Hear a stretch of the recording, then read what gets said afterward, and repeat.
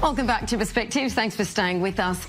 US President Donald Trump's strategy of imposing sanctions and tariffs on both friends and foes is having very real effects on the ground. In some countries, of course, more than others. Our international affairs correspondent Bianca Zanini looks at where in the world it's hurting the most and what Trump's economic punishments could mean on a global scale.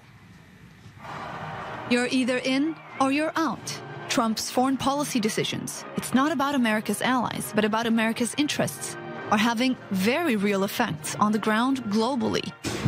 Trump has jumped headfirst into trade wars with most of Europe, China, and even with Canada, causing global worry. Meanwhile, some countries are hit harder than others by his hammer.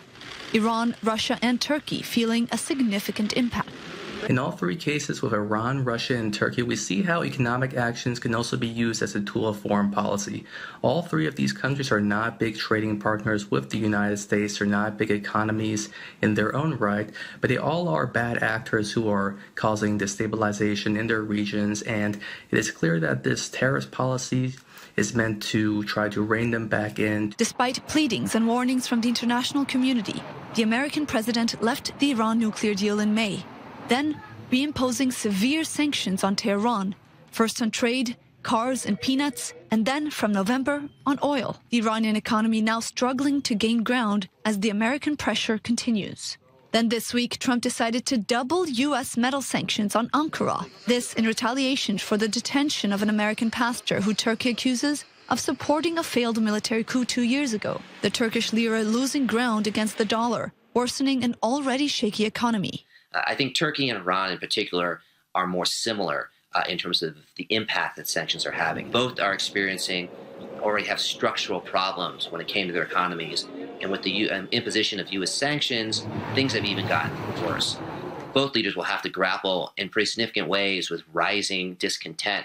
Then there's Russia. While Trump himself has been determined to build relations with Putin, Washington has slapped congressionally mandated sanctions on Moscow. The Kremlin's attempt to protect themselves from American and European sanctions has thwarted opportunities for growth. For all Putin's strength, his country's currency is weak. The so-called Trump doctrine, where America first means America on top by itself, has spurred strong international reactions. The latest, Chinese state radio warning the world of Washington's economic policies as a black hole that may destroy global prosperity. Others argue Trump is doing what needs to be done. It is a moderate approach between the alternatives of either soft diplomacy, which we have seen does not work with these kind of hostile states, or more aggressive action, which could cause greater destabilization. From his reality TV show to his Oval Office, for Donald Trump, it's his way or the highway. Bianca Zanini, i24 News.